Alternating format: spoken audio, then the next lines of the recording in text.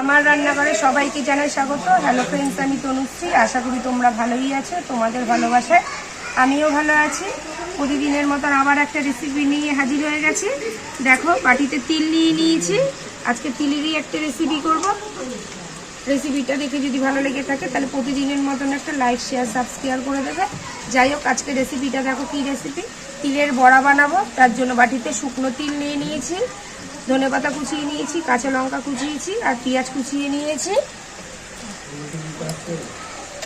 Mixie jar নিয়ে নিয়েছি। দেখো, এর মধ্যে তিলটাকে দিয়ে দেবো।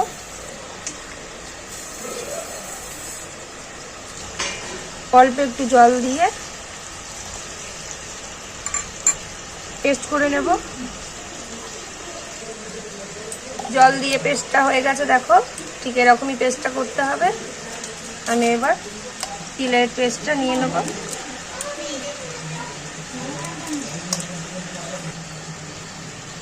এর মধ্যে এবার পেঁয়াজ কুচানো দিয়ে দেবো,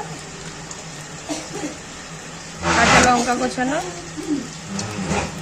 ধনেপাতা, হলুদ, স্বাদ মতো নুন, সব সমেত ভালো করে মেখে নেব।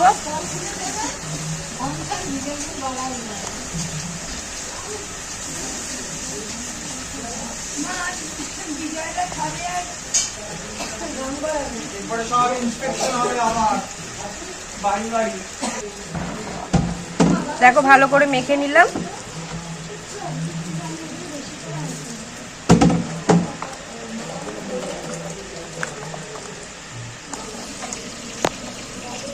গ্যাস অন করে খালি কড়াই বসিয়ে দিয়েছি। কড়াই গরম হয়ে গেছে। কড়াইতে দিয়ে দেবো সরষের তেল। তেলটা গরম হওয়ার জন্য একটু সময় নেব। তেল গরম হয়ে গেছে। এবার বড়াগুলো ছোট ছোট করে ছেড়ে দেবো।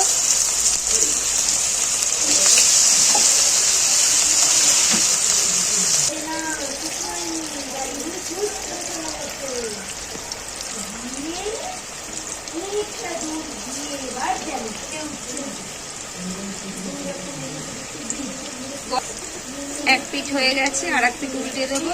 খুব সুন্দর একটা তিলের গন্ধ বেরিয়েছে।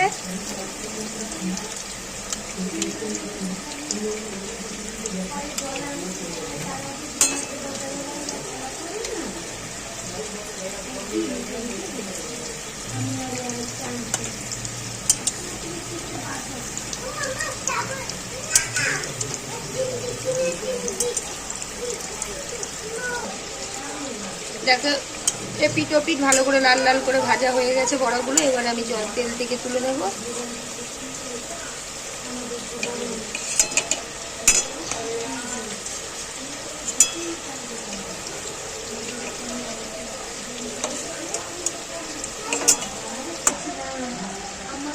বন্ধুরা, স্ন্যাক্সের জন্য দারুণ খেতে লাগে গরম গরম চায়ের সাথে। তোমরা চাইলে ভাত দিয়েও খেতে পারো। আজকে আমাদের বাড়িতে আমরা গরম গরম ভাতের সাথেই খাবো, ভাত পাতে।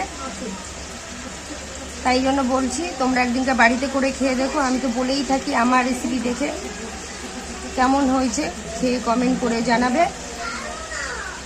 এইভাবেই পাশে থেকো, ভালোবাসা দিয়ে যেও। ভালো থাকবে, সুস্থ থাকবে। Thank you.